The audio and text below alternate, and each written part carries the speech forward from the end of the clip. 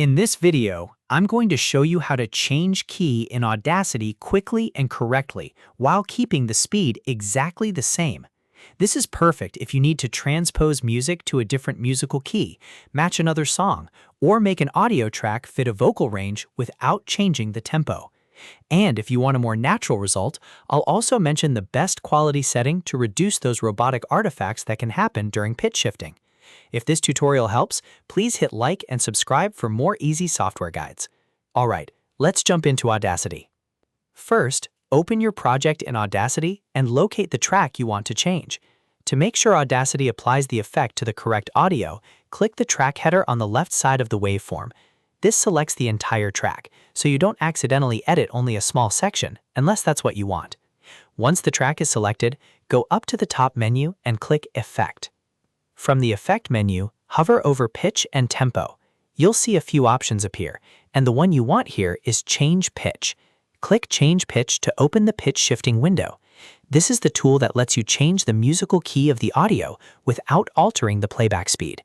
That's important because if you want the key change only, you do not want the track to sound faster or slower. Now look for the Pitch section. You should see two boxes labeled From and To. The From box is where you choose the current key of your audio. The To box is where you choose the new key you want the audio changed into. So for example, if your track is currently in C and you want it in D, you would set From to C and To D. If your audio is in a minor key or a sharp or flat key, make sure to choose the exact key that matches your track. After that, check the box that says Use High Quality Stretching.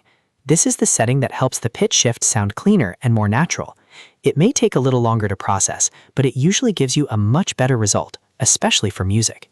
It reduces the robotic or warbly sound that can happen when audio is transposed. If quality matters, this is definitely the option you want turned on. Once the keys are selected and the high quality option is enabled, click Apply. Audacity will process the audio and convert it into the new key while keeping the tempo the same. Depending on the length of your track and your computer speed, this may take a few seconds.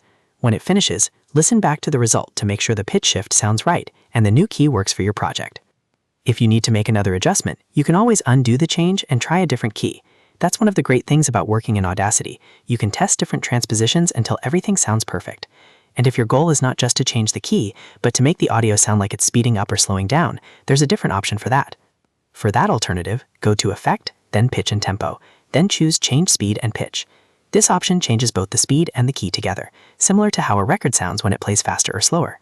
So remember, if you want the key change only, use Change Pitch. If you want both pitch and speed to change together, use Change Speed and Pitch. And that's it. You now know how to change key in Audacity the right way. It's a simple process once you know where to click, and using the high quality setting makes a big difference in the final sound. If this video helped you out, please give it a like, subscribe for more Audacity tutorials, and let me know in the comments if you want more quick editing tips. Thanks for watching, and I'll see you in the next one.